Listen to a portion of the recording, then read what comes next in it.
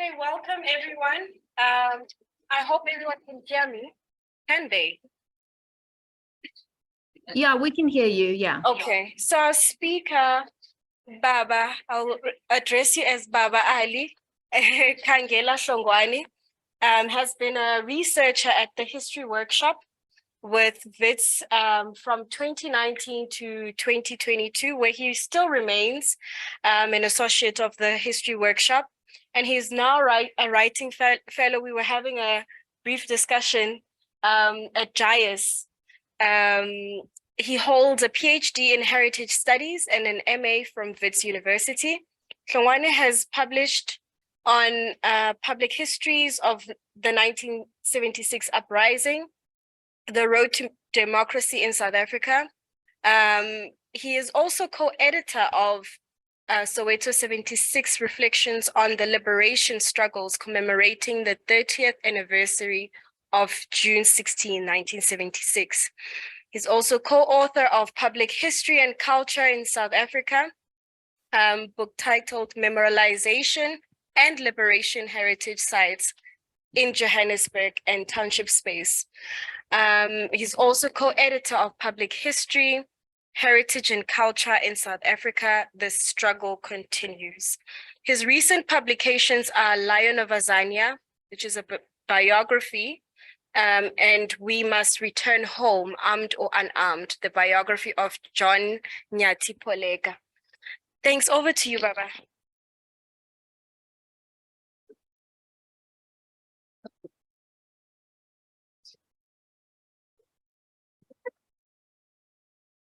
Thank you for the introduction.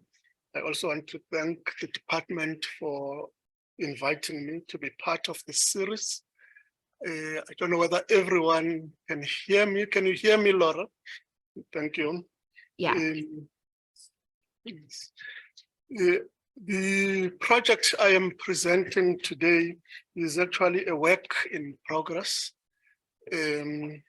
on the history of a youth wing known as the Azanian National Youth Unity. At the moment, I'm referring to it as a monograph, but for today's session, I will not give it the time we have, go into depth on all the aspects that I am focusing on the study. I will just touch on them. Hopefully we have an opportunity to discuss and exchange views. I have structured the presentation to have several sections. The first section, I just want to look at the context of the late 70s, which situates the history of the youth formation that I am writing about. Look at its founding and programs, talk about what impact police repression had on this youth formation in the very early 80s, and then its re-emergence again in the mid-80s, especially around 1985, 86, and also look at its prioritization of armed struggle and what that had as implications, especially for the advent of a negotiated settlement in the advent of the period 1994, and probably tells us something about where the PAC as an organization is today in the broader political landscape, but also in terms of the history of 20th century South African politics. There are two objectives that I have in this study. The first one, I think it is important to study youth politics in general, given the role they continue to play in our body politics today. I say so in spite of the fact that there is a widely held view that young people born after 1994 are not interested in history and in general, and let alone of former liberation movements, that the challenges they experience post-1994 have alienated them from the heritage of the former liberation movement. Secondly, I think it is important to study former liberation movements, particularly youth formations, in the sense that they also provide us, particularly through their archives that are scant and scattered, and I'll comment about the archives of youth politics shortly. But nonetheless, I think they do provide us with possibilities to open up a different framework, as well as a different narrative and entry point on contemporary challenges by drawing on the rich heritage of anti-colonial struggles that I suggest is scattered, particularly of youth formations hidden in the broader archives of the former liberation movement. If I can quickly comment about the late 70s and why they're important for my study. The youth wing that I am writing about is a formation that became an internal formation of the then outlawed Pan-Africanist Congress of AZANYU. I will talk about its formation shortly. However, the PAC experienced a major challenge just around after 1976, when a big number of its activists were arrested, charged. 4 of them were even killed during the torture, and 18 of them were sentenced to long-term imprisonment. And one of them was their key leader, particularly Zef Mutuping. That experience was understood to mean that the organization had been crushed. And several scholars argue that the reason why the Vaal trial was so brutal was because the memory of the Poto uprisings in the 1960s were still very alive in the memory of the political establishment. Therefore, they had to suppress this formation at all costs. Nonetheless, as the trial was unfolding, many of those charged were being sent to Robben Island. More than 100 had been indicted as co-conspirators. Some of the very co-conspirators were still operating around Lesotho, around Swaziland, around Botswana, and they kept coming into the country and going out and kept coming into the country. And there was a challenge to revive the PAC. And there were 2 reasons that seems to emerge from my current research about why there was a need to revive the PAC internally. First, it was a reaction to the police brutality and the persecution of its members, but also the PAC had experienced problems as an external mission during the era of one of its leaders, PK Libalo. And there was a need to reimagine the organization internally and ensure that there is a deeper reorganization and presence. But also what is important is that this formation emerges in the 1980s when there are also other student or youth formations that are emerging. COSAS had emerged in 1979. The Black Consciousness Movement had established AZASO at a tertiary institution, but AZASO later broke ranks with the Black Consciousness Movement and adopted the Freedom Charter. AZAPO was formed in 1979. A number of PAC activists initially found home in Azapo, but with the founding of AZANYU, which is the Azanian National Youth Unity, it began to take an overtly pro-PAC line ideologically, organizationally, but it is also this youth formation that I would later indicate would play an important role in reviving an organization that had been described as being moribund, particularly in the late 70s.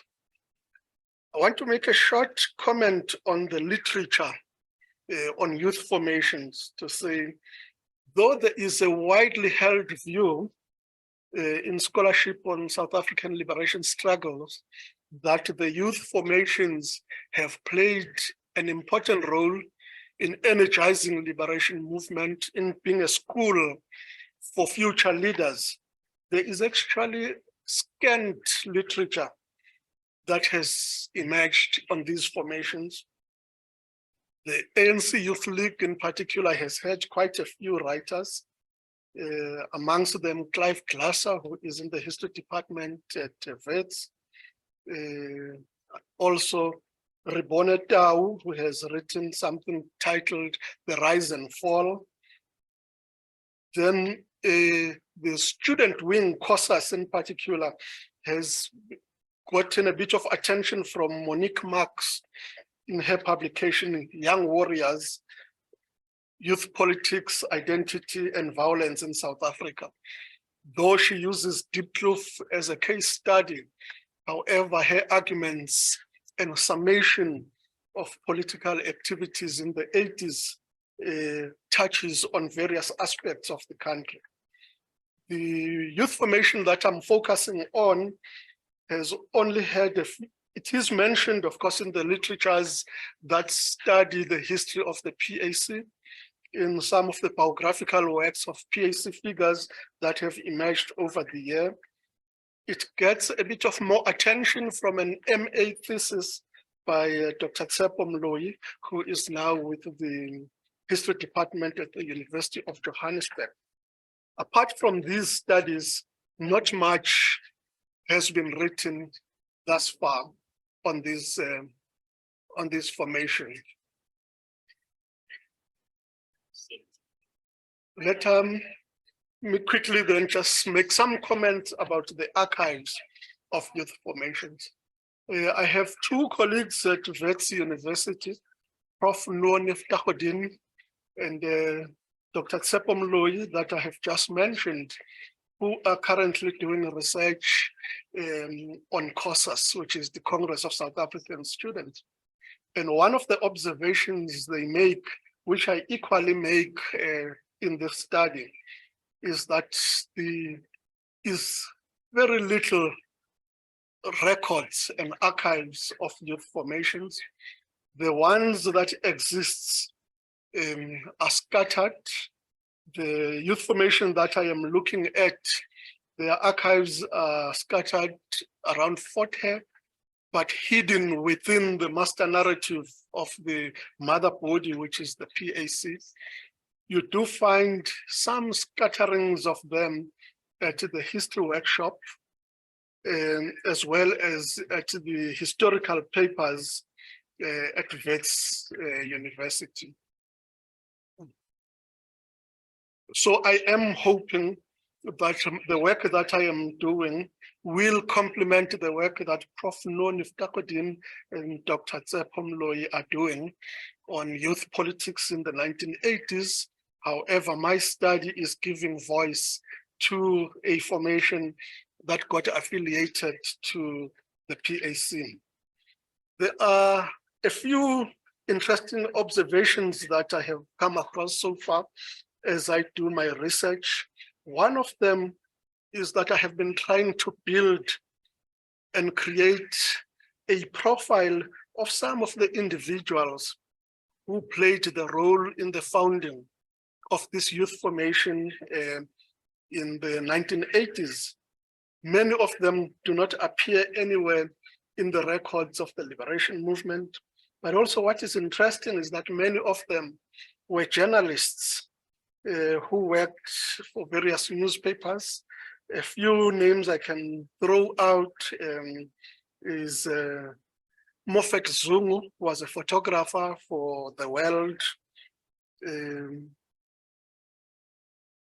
Ngobo, who became a journalist for Business Day. Behind the scenes, you have people like George Holwe, you have people like Tami Mazwai, who played an important role behind the scene as advisors in the formation of this youth formation. However, they identified a number of young people. Many of them were still at high school. Some had all just completed high school and had started working, who became the core of the founding of this organization. In the study itself, I will give a little bit of more detailed autobiographical reflections on these individuals so that a reader of the study can get a better understanding of the complex politics of young people at the time of the early 1980s, particularly to disrupt the master narrative that tends to suggest that the liberation struggle was homogeneous, but actually it has always been complex. It has always had multiple voices. I indicated earlier that other areas of the study that I will focus on would include the early founding of AZANYU, as well as its program. What I find interesting so far in looking through the early programs of this formation is the influence of the overflow of the Black consciousness philosophy at the time of its founding in 1918. And the influence of the Black consciousness movement emerges and flows from its choice of programs. And these programs included largely community-based initiatives, which when you study and look at, do not present a sharp ideological perspective, but seems to be suggesting that initially this formation emerged as a cultural movement interested in community development. Nonetheless, the response of the police was very repressive. Several were arrested and a number of them were sent into exile. And the organization went into a short decline for a short period. However, when it emerged again, just after around 84, 85, 86, several individuals that I have interviewed, amongst them Cunningham Ngokana, who is well known for his work in the trade union movement, particularly NACTU, George Holwe, Matume, and several others, suggest that there was a major debate that was undertaken before this new revival. And that debate was, what direction should this youth formation take? And the popular view was that it was time for it to overtly push the PAC line, even though when interrogated by the police, they would always say, we may have similarities ideologically with the PAC, but we are not PAC, we are a different youth and an independent youth formation. And it is then in the 80s that a clear ideological view on the ideology of Pan-Africanism began to be articulated through the political education workshops. And in the several interviews that I have conducted, particularly on the reading cultures of the members of this formation, is that the PAC in exile was able at this particular period to send through into the country a number of its cadres, as well as a lot of its literature. So all the individuals that I was talking to would cite publications like Azanian News, Azania Combat, the speeches of Sobukwe as the core reading material for their political education. And therefore in the study, I look at it as reading cultures, drawing of course from the literature that is available in the country that begins to study reading cultures in South Africa in general. Some of it looking at the different generations, the generation that went to Robben Island, the generation of 1976 and the generation of the 1980s, to see what were the continuities and discontinuities between the two or amongst the different formations.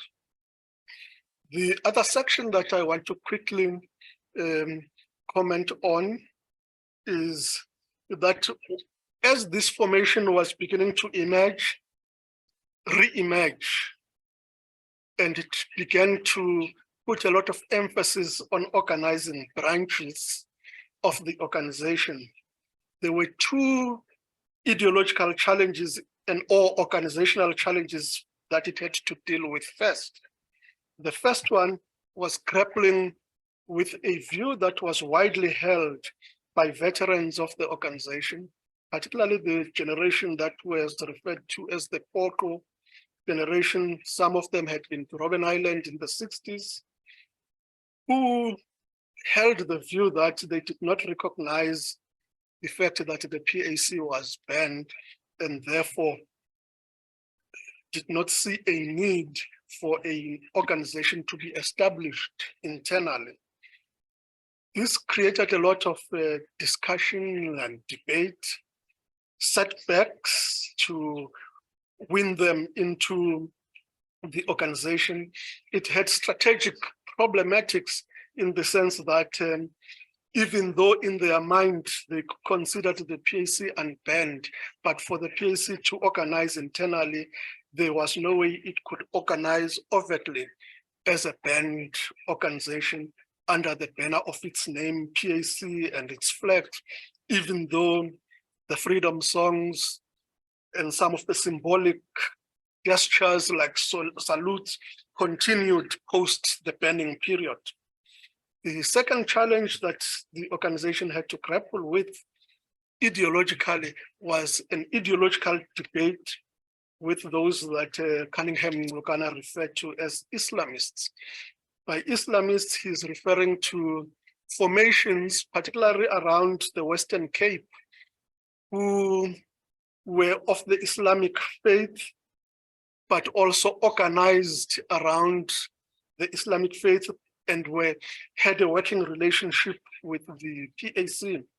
And there was a debate here to keep religion partly out of the unfolding program of liberation struggle, but also debates around what then is a vision of a new society if some formations organize around religious perspectives. Nonetheless, the relationship between the PAC and those organizations referred to as Islamic continued right until the unbanning of the organization in 1994.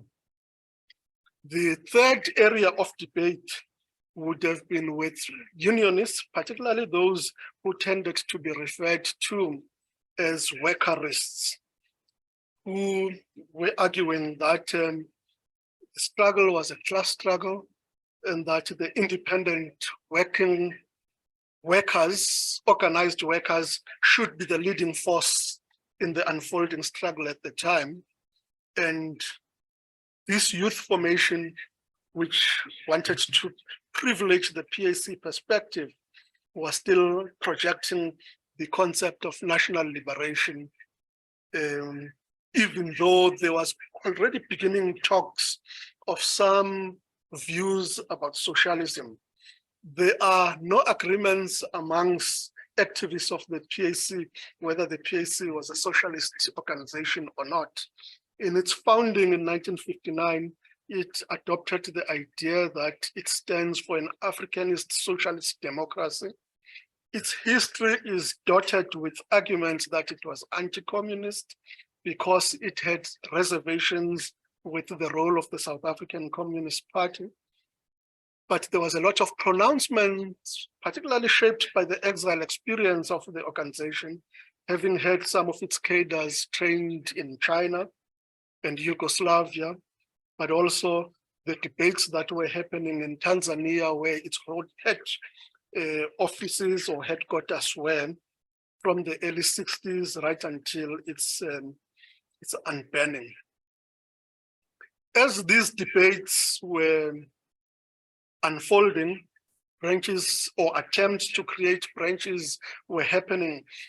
There was a stronger, that is what my study for now is pointing to, that there was more prioritization of armed struggle more than political campaigns and political organization. A lot of young people who were recruited into the organization, who had the potential to create a better presence for the organization in the country, contest the hegemony of the other formations operating in the country, like the Congress tradition. Many of these young cadres or activists found themselves being sent into exile, particularly Uganda and Tanzania, for military training, and even political organization inside the country took on a very militaristic perspective as well as praxis, as slogans were militarized. That's where the slogan, "One settler, one bullet," was prioritized. And time was not on the side of the PAC. Time was flowing into the late 80s, into the 90s. So when the advent of negotiations came, which is the last section of my presentation for today, is that the PAC was partly not ready to be engaged in negotiations. My view is that it was not ready to strategize and say, and decide whether negotiations were a new site of struggle or were simply a betrayal, which was probably a very simplistic view to advocate. But secondly, it meant that the PAC struggled to be a cohesive formation, as one section of the leadership was talking the need to negotiate, another section of the organization was talking armed struggle, until very late into 1994, just before the elections. It is only then that the PAC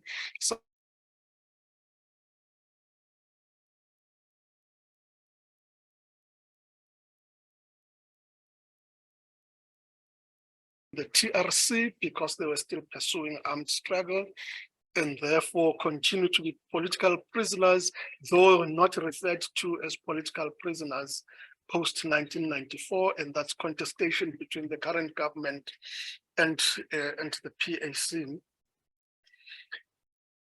And this fracturing of the PAC persists right until today. And I am hoping that through this study, I will tease out in depth whether the PAC still has a future, whether it can reimagine itself post-1994, or it will no longer be able to reimagine itself post-1994. Of course, my study is a contribution to the history and understanding of 20th century South African politics and liberation politics. It is not a document that seeks to advise the former liberation movement on what direction it should take into the future. It is merely aimed at understanding its role, its significance, its legacy today. It is also shaped by my view that its participation in parliamentary politics, which has become insignificant, should not suggest that the organization's history and legacies have nothing to teach us as students of history. Has nothing to enrich our society, and also has lessons not only for South Africa, but probably other similar or like-minded formations in the continent and the African diaspora. I have in mind here formations like the All African People's Revolutionary Party, which operates in various parts of Africa and has also begun to organize inside South Africa. The African People's Socialist Party, which is primarily in the US, but has also moved into various parts of Africa, which suggests that there is a re-emergence of new perspectives on Pan-African organization, Pan-African thinking along the lines that the PAC could still realign with. I think I'll end my presentation here so that there's time for conversation and questions and comments.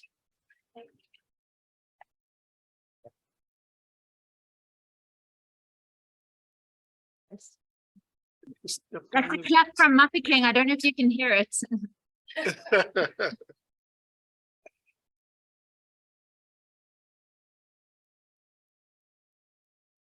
Just a heads up, I'm looking at people's hands in the Zoom chat for any questions, but maybe, Baba, perhaps I can ask, because I was particularly very interested with this, with African masculinity within these youth organizations.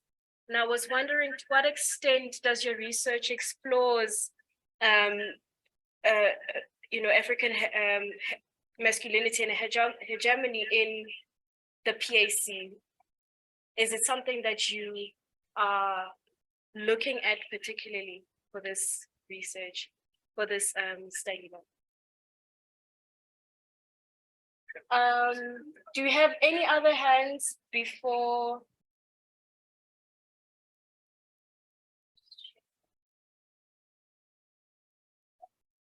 Laura, yes, I see you can go ahead and ask.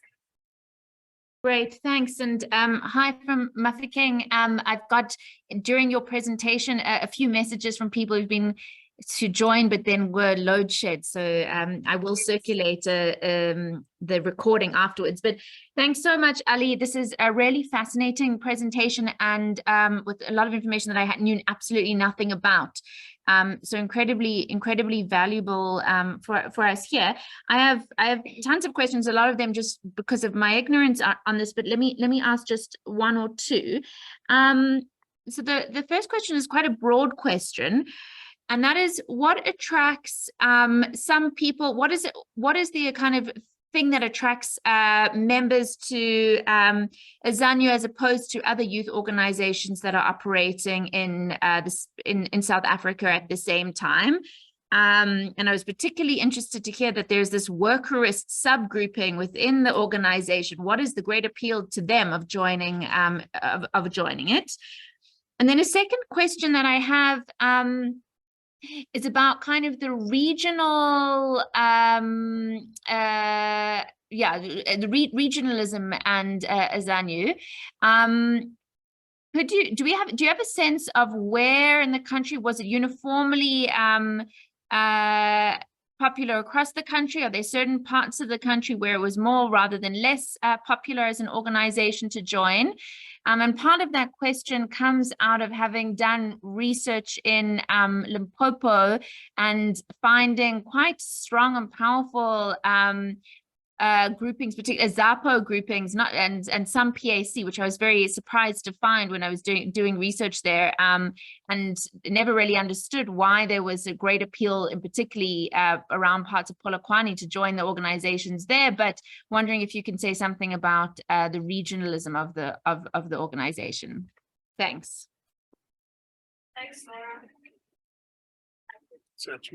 Okay, thank you for the important and interesting questions. The first one is that, yes, I'm probably not going to use the language masculinity,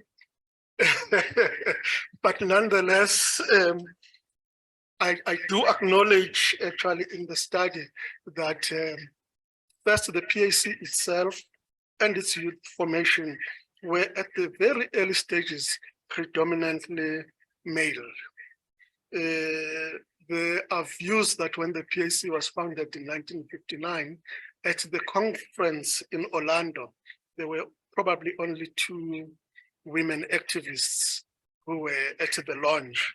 However, with time, there was a deliberate attempt to organize women and have a particular perspective on women's liberation. But if you study the literature of the PAC, the dominant perspective was to underplay the oppression of women as women and see the oppression of women as part of what would have been referred to as national oppression. That, of course, when we look at with hindsight from today's perspective, is a challenge that needs to be interrogated, because some of the challenges that our society experiences today also lie in the fact that the former liberation movements in their practice or praxis did not privilege equality, even though they believed in what they referred to as non-sexism. And therefore, the experiences of women activists in the liberation movement were partly progressive, but were also very problematic. And some have begun to write about the challenges of being a woman in a camp dominated by male activists. But even the very idea that initially women's formations were referred to as a women's desk as opposed to an independent women's movement, that would challenge particularly patriarchy. And there was a sensitivity towards the concept of patriarchy from a nationalist perspective by those who saw arguments against patriarchy as demeaning the African past, when in actual fact, the African past itself needed to be contested and liberated, just as there were struggles for economic and political liberation. So, and that's the point I would make at this point.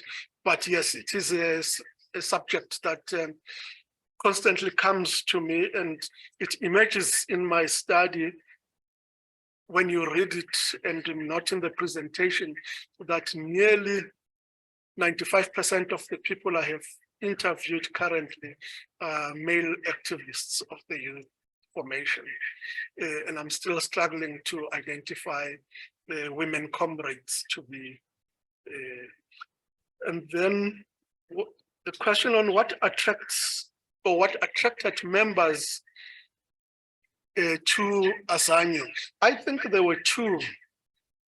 The first, probably the ideology of Africanism and Pan-Africanism had a strong currency with certain sections of youth in our society, but also the PAC's emphasis on armed struggle became a major attraction, so that young activists who joined AZANYU almost saw themselves as being part of the military wing of the PAC, even though they had not gone abroad for military training.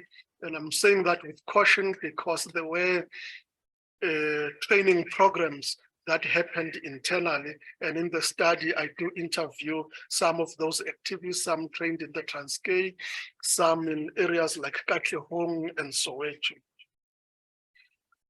Then on the question of the workerist subgrouping, when the 1980s activists were trying to rebuild the PAC, they looked at different sectors of our society to organize from. So began with the youth, then they looked at women, which led to the formation of the African Women's Organization, which became the women's chapter of the PAC. But there was a formation that was called ALCOC, Africanist Labor Coordinating Committee, which was predominant within NACTU. NACTU was the National Council of Trade Unions and had a sprinkling within COSATU. However, they were not pursuing an ideological line of independent worker organization. They were recruiting working people into the fold of the PAC. Earlier on, I mentioned a person like Khangela. He was a youth activist from Fort Hare who worked for years with the trade union movement and ended up being the Secretary General of NACTU. You had people like James Mdaweni, who became the president of NACTU, which is the National Council of Trade Unions. And these became feeder formations for the PAC as well as the external mission. So the worker organization came in that context. The presence of the PAC in the regions began first with the PAC's founding in 1959. It had a presence in Soweto, particularly in Orlando, Ndeni, and Zola. You know, those are the people who marched to Orlando Police Station with Sobukwe in 1960 as part of the anti-pass campaign. There was a strong presence in the Western Cape, where people like Philip Khosana had organized, particularly in the hostels.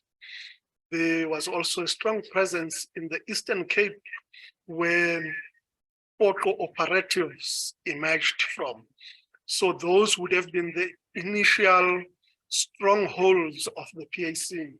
However, in my study, as well as in my publication, The Lion of Azania on the Life and Times of Zef Mthupeng, I do indicate the beginning of a spread into areas that historically did not have a strong presence of PAC, like the Free State, your Northern Cape.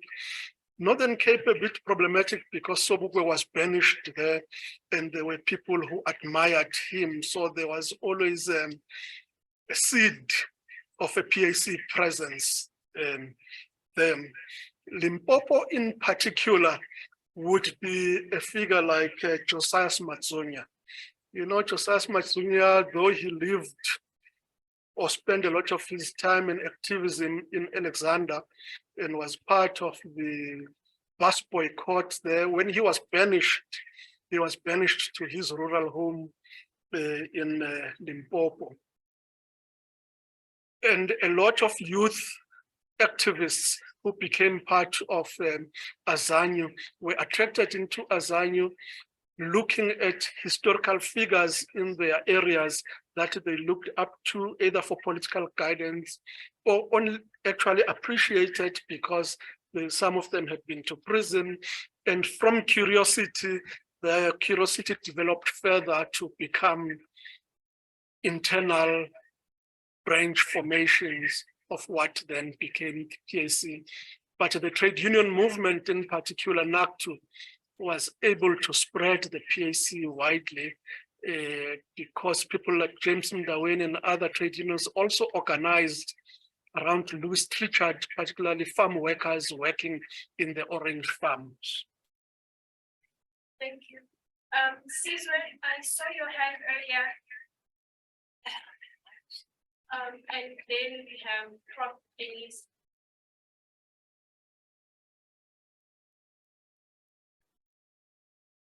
Caesar.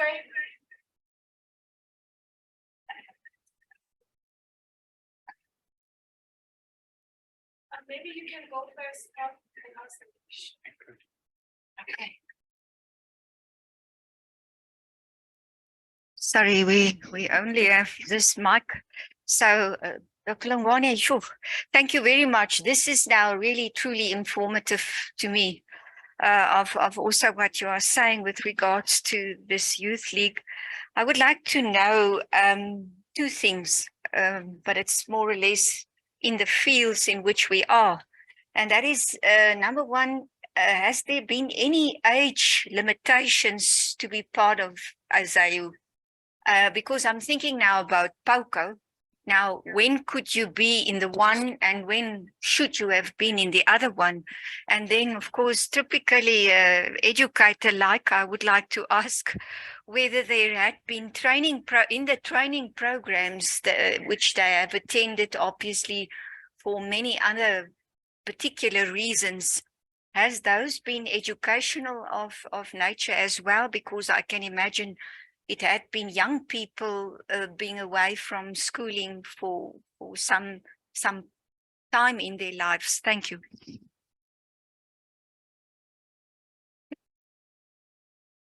Oh,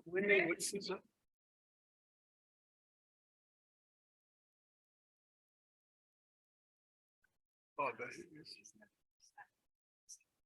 Yeah, there he is.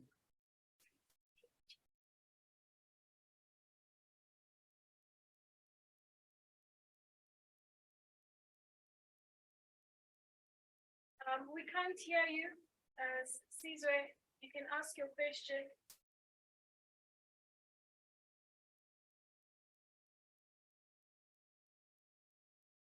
Okay, it seems maybe you have a sound problem. Does he unmute it? Perhaps maybe if you can type the question in the chat, and then we can have.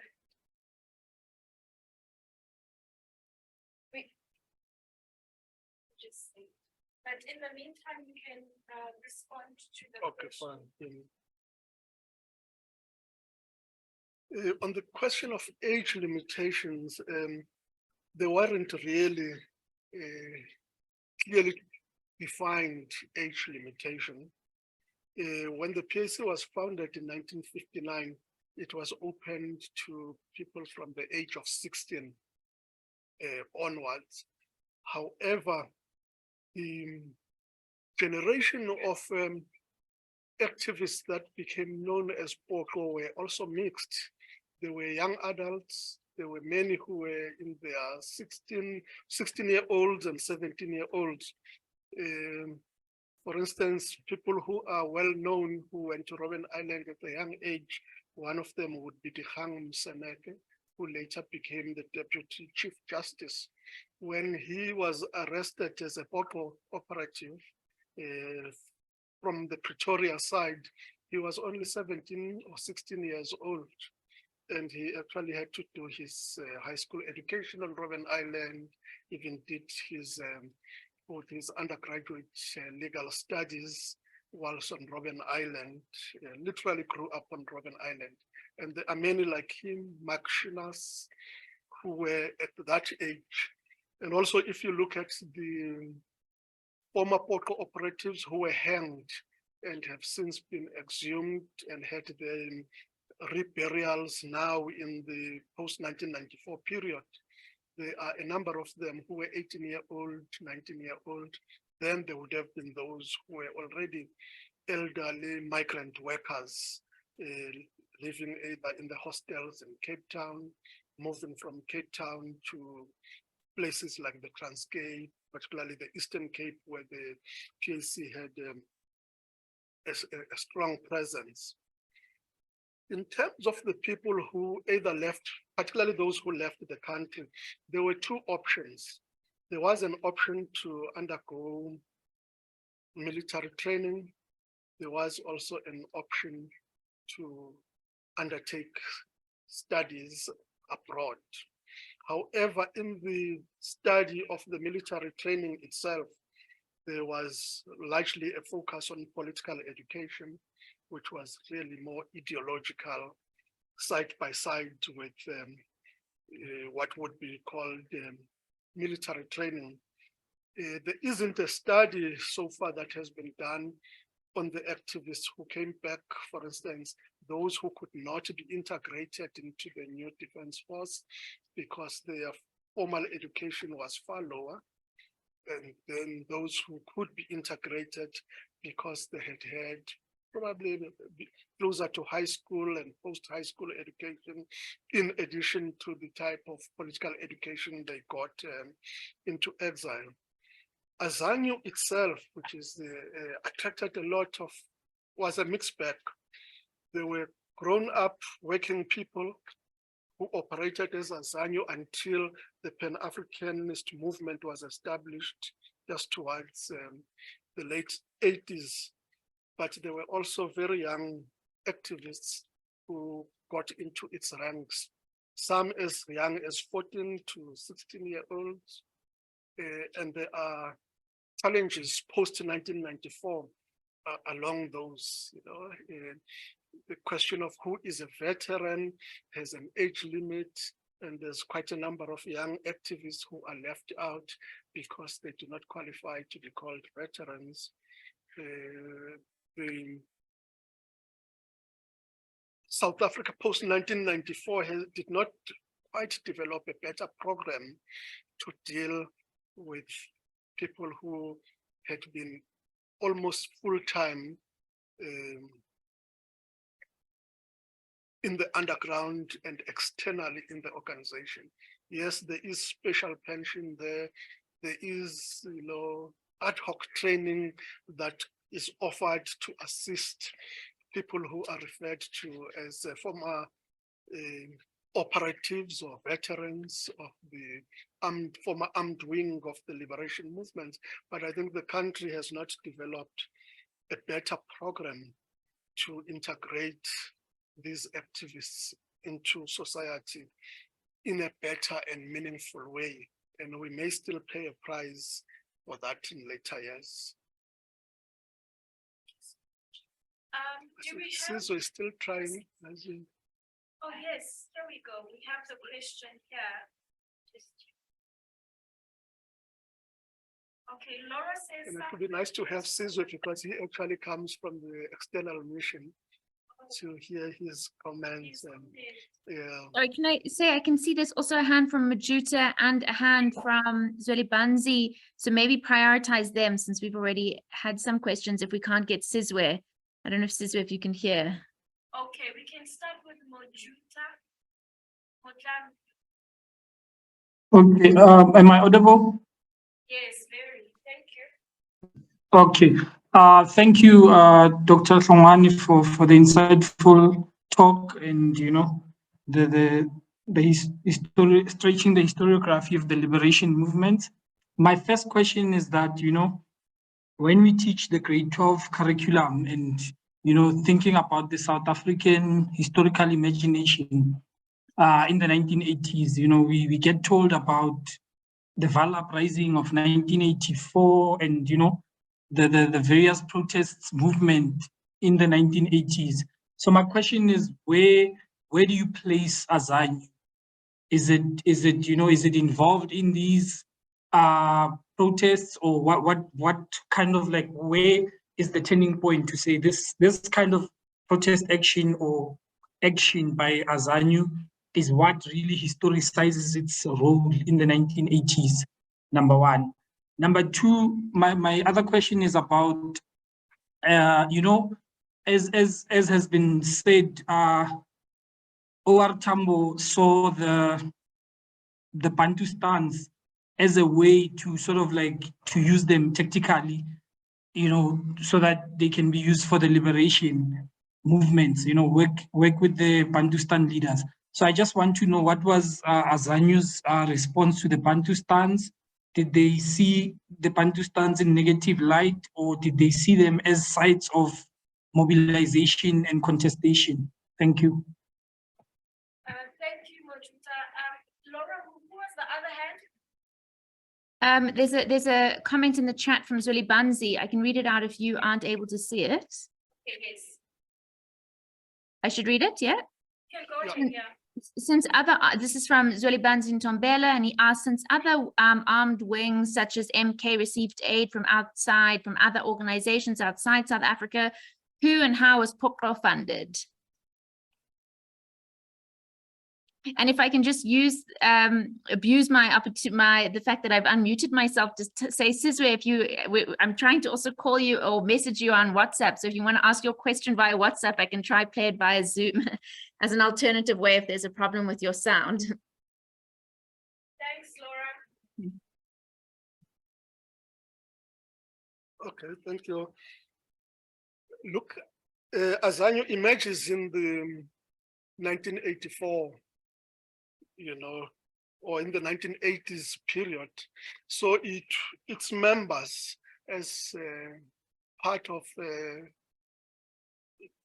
communities where they live, were active at school. They were part of the struggles against the SRCs, the call for democratic representation of learners at high schools, which led to the foundation of what became known as the Pan-Africanist Students Organization, ASO.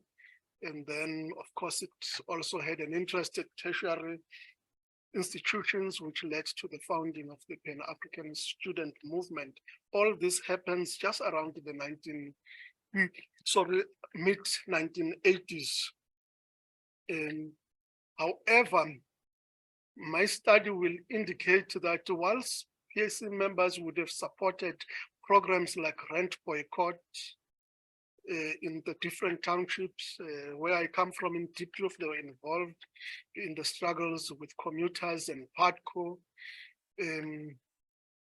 Because of a particular belief within the PAC or a particular ideological understanding of what was called, of the idea of non-collaboration, they participated in these struggles, but when there were times, for instance, for civic associations to negotiate with the so-called Black local authorities, the PAC formations distanced itself from those arguing ideologically that engaging counselors was part of collaboration. And it is an area that I would like to really go deep into and look at, but also critique as whether it was a wise strategy or it was a strategy, you know, that meant you keep your hands clean in the name of being non-collaborator and refuse to engage on bread and butter issues. And in the end, and I will just make one quote to indicate why this issue needs to be focused on, was that then PAC activists were active in their communities, but were also seen not to be active on some of the day-to-day bread and butter issues because they saw that as a reformist. Come 1994 in the elections, I interviewed the late chairperson of the PAC Central Committee, Johnson Mlambo. And one of the things he said to me is that when he was moving around the country, encouraging the youth of the PAC to vote in 1994, some of them said to him, "We are not going to vote. We want to vote for a United States of Africa." You know, so there is a strategy and tactics issue then that I think needed to be problematized and looked at, and that opportunity was lost. I won't go deeper into the place of, because I don't think the AZANYU would feature in the curriculum.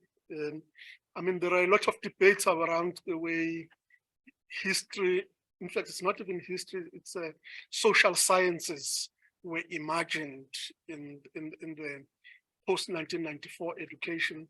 My sense is that the ANC as the governing party did not know how to handle the history of the past and how that history or histories of the past would be taught. And they took a shortcut and said, instead of the teaching of history, they will teach social sciences, which then brings in so many other things into the same pot, because we won't go into positives and negatives of what became known as outcomes-based education. With some of its other shortcomings would be, in a sense that, what sometimes in the history we would call the timeline ends up missing because you focus on one aspect, say Sharpeville, but we are unable to contextualize that Sharpeville did not just happen out of the blue. There has been a historical development on that. Okay, I want to talk about the current debate with the the team appointed by the minister to propose whether history should be compulsory or not, but I have interacted with their documentation. It's still early to tell what would be the result of that process. But just one point I just want to make, there was in the 1980s, a treason trial that was called Delmas treason trial. One of the accused number one in that Delmas treason trial was actually the founder of AZANYU called Balega. And Chamika Plaki, who has written on the PAC and later joined the ANC, but has written on the PAC, even published an article and said, what happened to Delmas accused number one? It was a rhetorical question saying, why has he been brushed out of history? Because in the writing of the histories of 1984, there is a tendency to say it was UDF and only UDF, but in reality, the situation was more complex than that. There is no record of a formal relationship between the PAC and Bantustan leaders, with one exception late in the 1980s towards 1990 with Bantu Holomisa in the Transkei. There is no record that says there was a formal relationship, but he turned a blind eye to the presence of APLA in the Transkei and the training of APLA that happened in the Transkei.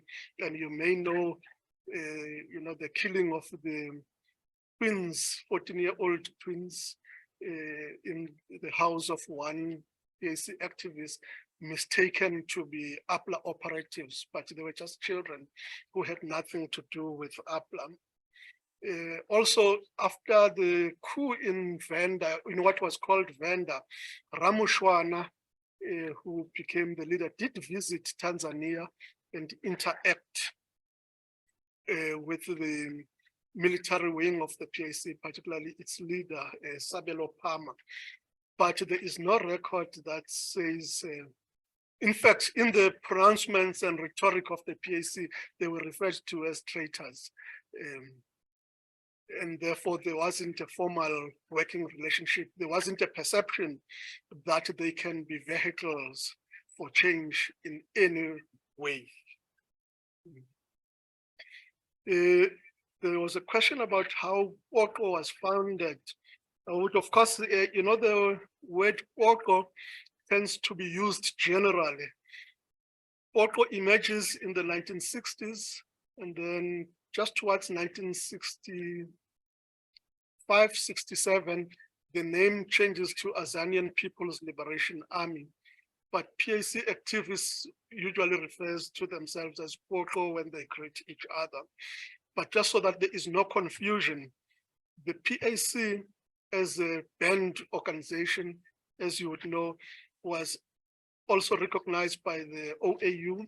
It was also recognized by the UN together with the ANC. So it received funding from the OAU Liberation Committee.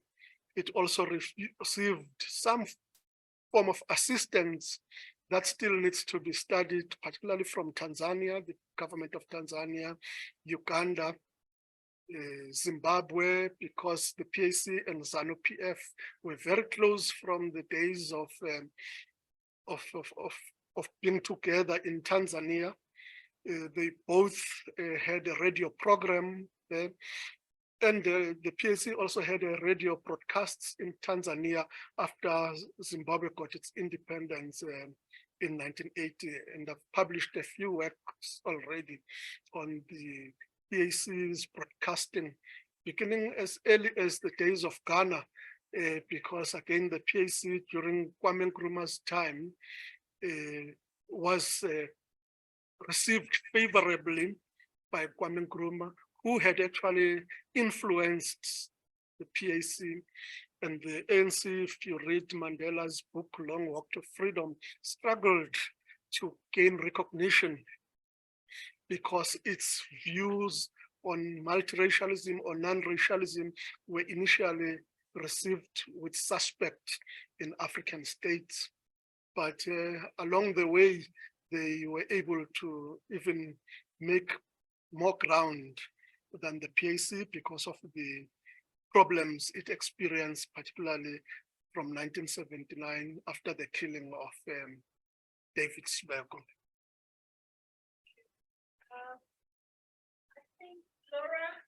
Yeah, we've actually got the voice note from Sizwe. Could I try play it? Sure. Yeah. So this is a bit of an experiment. We're using WhatsApp on my laptop to try play you a question, but let's see if this works. Tell me if you can hear it. Hi, Laura. Thank you very much. Yes, I can hear it. I would like Dr. Hlongwane to comment on the following. On the violence of the 80s, especially amongst the youth formations of the political organizations. How did these clashes affect AZANYU? Or did AZANYU actively participate in these violent clashes amongst the youth of the political formations? And especially earlier to those who ended up sending comrades like Muntu Myeza in the United States to flee from the violence and also from a possible criminal charge by the apartheid government, or charge of murder. I would also like to Dr. Hlongwane to comment on the third force. What impact did it have on AZANYU? Was AZANYU directly affected by the third force? The clashes that happened in the 80s. The third force, like the so-called comrades in the Eastern Cape, Amapabane, the 3 millions in the Free State, the Vetduke in the Western Cape, and Inkatagazulu in Gauteng. And I would also like him to comment on what Gary van Staden said about the Africanist component of the liberation movement. Gary van Staden said Africanist component of the liberation movement is not in the majority. But on the other hand, it certainly cannot be ignored. I would like to hear his comment on this. Finally, I just wanted to remind him that there was a strong presence of the PAC in Sharpeville, where the historic march happened, a march that was led by Nyakani Tshulo. Thank you. And sorry, one quick follow-up from Sizwe, if you could you hear that okay? Yes, perfect. Yeah. Okay, so just one quick follow-up in the next voice note. Please tell him that I'm happy to see him after a long time. And I was not aware he was at the Funda Center in the 80s. Yeah.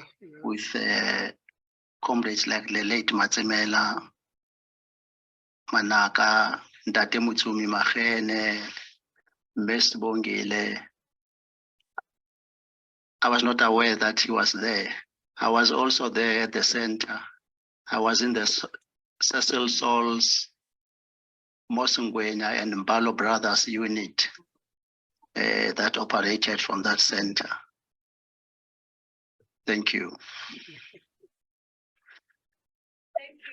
I only became aware that he was at the center 2 years back when there was a tribute that was paid to the comrades who were based there at the center. Amandla. Yeah. Great, thanks. I'm glad you could hear that. Okay, let me start with the last part. No, thank you that you actually joined here. Indeed, the Funda Center days were interesting days. Incidentally, I also took some photography classes with, first they were called dynamic images and later they were called photographers for social documentation. Yeah, no, thanks that we can reconnect on that score. Yes, AZANYU was definitely affected by the violence of the 1980s. In the presentation today, I underplay it, but in the study, I do give it quite a bit of attention.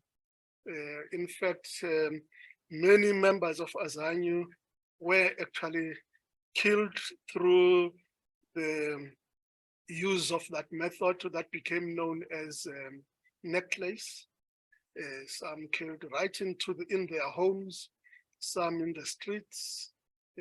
Many were attacked because because of the political intolerance that was primarily a feature of ANC politics in the 80s, and it's still part of their politics today. You can still pick the intolerance just even to basic public opinion. Their attempts to muzzle the media and want to control the media has roots in those problems of the 1980s and the intolerance. But the intolerance goes back to the exile period when the ANC, SWAPO, and Frelimo were referred to as the only legitimate liberation movements in Southern Africa. And they played along. They did not object to that. In fact, the ANC tried as best it can to have the PAC kicked out of the OAU. It tried at best they can to have the PAC not recognized by the United Nations. They refused to share platforms with the PAC in the external mission anywhere in the world, except at the OAU and the UN, because they had no option there of walking out. But and then what became known as the apartheid, anti-apartheid movement was equally sectarian because they wanted to decide for South Africans who their liberators were. And if you used the name Azania, or you were from the PAC or the Black Consciousness Movement of Azania, you were not part of their platforms. Then as a result, there were alternative support groups in Germany, like the Azania Committee that supported a non-sectarian approach. In London, there was a City London anti-apartheid group that also supported a non-sectarian approach. Internally, regrettably, it did lead to a lot of killings. The Azapo activist who had to be exiled right until he died post-1994 is actually George Wookop, who lived in Mdeni, where many activists from Azapo had their homes set on fire and killed. Of course, in these types of conflicts, there are many hands at play. It can't be disputed that the ANC leaders never took a stand that said, be tolerant. They actually used derogatory names against those they differed with. Those who were from AZANYU and the Black Consciousness Movement were even referred to as Zimzim. Now, Zimzim is a derogatory word. And then the young people who were activists, particularly at high school level, COSAS, began to say people who differ with them as enemies. and that's where the killings happened. Of course, all liberation movements cannot claim they were never infiltrated by the police. The police did their job. From the time, for instance, from the time the PAC was formed, there are police records of police who attended the conference and recorded everything that was being said.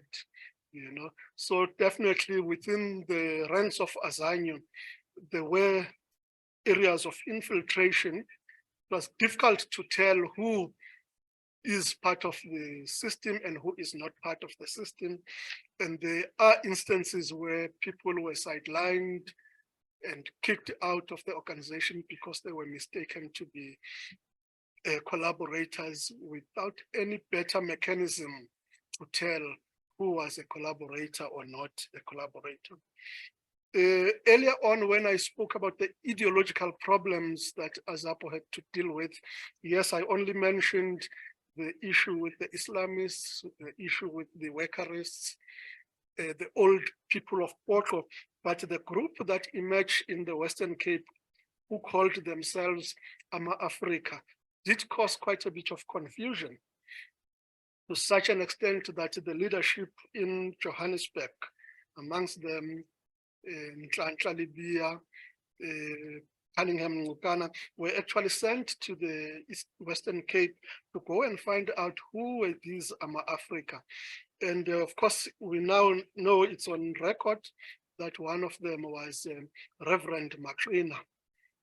Reverend Macrina was a militant cultural activist who wrote a play, Give Us This Day, which was performed around 1975, paying tribute to nwu-pukke Tiro, who was killed in Botswana.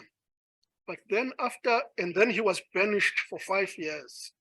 We do not know what happened during that period of his banishment, but he became part of this group called Ama-Africa in the Western Cape, that AZANYU had to issue statements to distance itself from them, because it was clear from their activities that they were taking instructions somewhere else. And of course, what we know about Reverend Macrina is that after 1994, he became part of the National Party before it disappeared from the political scene. The Wits-Duke and Inkatha, the PAC does not seem, no, AZANYU does not seem to have had any clashes with the Wits-Duke. Also, it took a cautious line with the IFP. Whilst it regarded Inkatha as collaborators, part of the Bantustan system, it shied away from promoting confrontation. And you would remember that one of the slogans that was promoted at the time was peace amongst the Africans and war against the enemy. And the idea was that it was going to sap a lot of energy to promote infighting amongst the oppressed at the expense of challenging the system itself. But more work still needs to be done on this. I doubt whether we will ever be able to tell who was part of the police and who was not part of the police. And what we do know is that when Mandela was president, he suppressed the archives that suggested that some of the people had been with. And the sensitivity to this day to open up the police records has to do with the fact that certain personalities are still being protected. And in the PAC, if you look at how people were killed, Jeff Masemula, you look at how Sabelo Pama dies in Zambia, inexplicable accidents, and then of course, a number of young people who got set up into false programs and lost their lives. I'm thinking in deeply of people like John Mandela and others who were killed under mysterious circumstances, indicate that probably the infiltration was more deeper than we imagined. The study, of course, does not go into those who continue to die today under mysterious circumstances.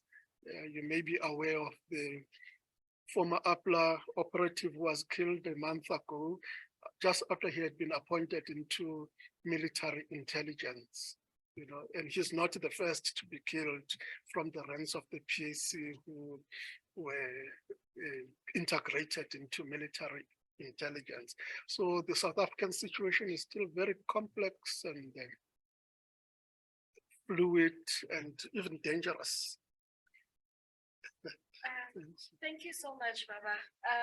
Laura, I think we can wrap it up and thank everyone for joining and having a lot to ask Hlongwane. For sure, you probably have a lot of things to go back and think about. Yeah. Thank you so much for blessing us with your presence. And Laura, I think we can end the Zoom if you have any other closing, but I don't see Laura anymore. I'm here. Can you hear me? Oh, yes, I can see you. No, Okay. nothing closing from my side except a huge thank you and appreciation to Dr. Ali Hlongwane for joining us and sharing his new work with us. I've got one logistical comment to make, or one kind of admin comment, is to let everybody online and in person know that our next speaker is Tula Simpson on the 11th of May, but you'll receive communication about that talk close to the time. But other than that, big thank you to the Vaal Campus for hosting and Dr. Ali Hlongwane for his great presentation. Thanks, Laura. Bye, everyone. Thank you.